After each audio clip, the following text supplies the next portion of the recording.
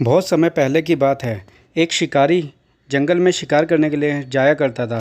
एक दिन पूरा दिन जंगल में भटकने के बावजूद उसके हाथ कोई भी शिकार नहीं लगा। शाम होने को आई। जब उसके हाथ में कोई शिकार नहीं लगा तो वह परेशान हो गया और सोचने लगा कि आज उसको और उसके परिवार को भूखे पेट ही सोना पड़ेगा। यह सोचकर वह आगे जंगल में और शिकार ढूंढने लगा ताकि उसे खाली हाथ घर ना जाना पड़े। तभी उसे कुछ आवाज़ सुनाई दी। यह आवाज़ किसी पक्षी के पेड़ में फंसकर पंख फड़फड़ाने की आवाज़ थी। आवाज़ सुनकर जब उसने इधर उधर देखा तब उसने एक पेड़ पर एक बाज को उल्टा लटके हुए देखा जो पेड़ में बुरी तरह से फंसा हुआ था। उस बाज को देखकर उसने सोचा, चलो कोई शिकार नहीं तो आज इस बाज से ही काम चलाना पड़ेगा। कम से कम मेरे बच्चों को आज भूखा तो नहीं सोना पड़ेगा। यह सोचकर उसने बाज को पेड़ से छुड़ा लिया और अपने साथ लेकर जाने लगा। पहले तो बाज ने शिकारी के हाथ से बचने का खूब प्रयत्न करा, लेकिन जब वो सफल नहीं हो पाया तो वह शांत हो गया और शिकारी से कहा, अभी तो तुमने मुझे बचाया था, अब मुझे लेकर कहाँ जा रहे हो? बाज की बात सुनकर शिकारी ने कहा कि मैं एक शिकारी हूँ और जानवरों का शिकार करके अपना और अपने परिवार का पेट पालता हूँ, लेकिन आज पूरे दिन भटकने के बाद मुझे कोई शिकार नहीं मिला, लेकिन तुम मिल गए। आज मैं तुम्हें ही अपना भोजन बनाकर अपने और अपने परिवार का पेट भरूंगा।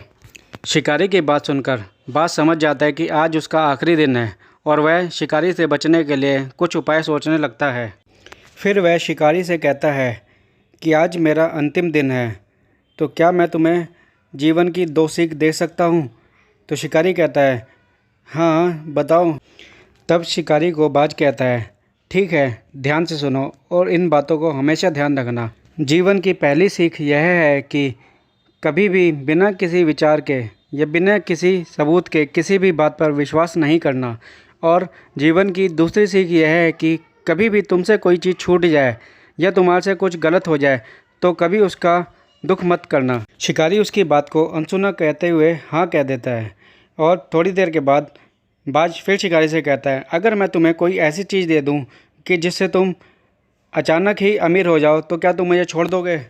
शिकारी उसकी बात सुनकर हंसता है और कहता है, तुम्हारे पास ऐसा क्या है जिससे मैं अमीर हो सकता हूँ? तब बाज कहता है कि बहुत समय पहले मैंने एक राजा के दरबार से एक पारस पत्थर उठाया था, तुम उसे ले लो और मुझे छोड़ दो।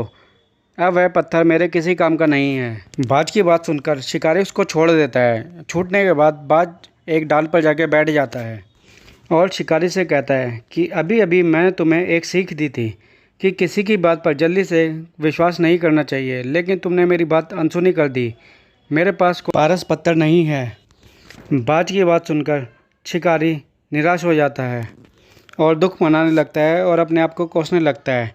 तब बाज उसको अपनी दूसरी सीख याद दिलाता है और कहता है, मैंने तुम्हें दूसरी सीख दी थी कि कभी भी तुम्हारे से कुछ चीज़ छूट जाए या तुम्हारे से कोई नुकसान हो जाए तो उसका शोक मत मनाना, उसका दुख मत करना।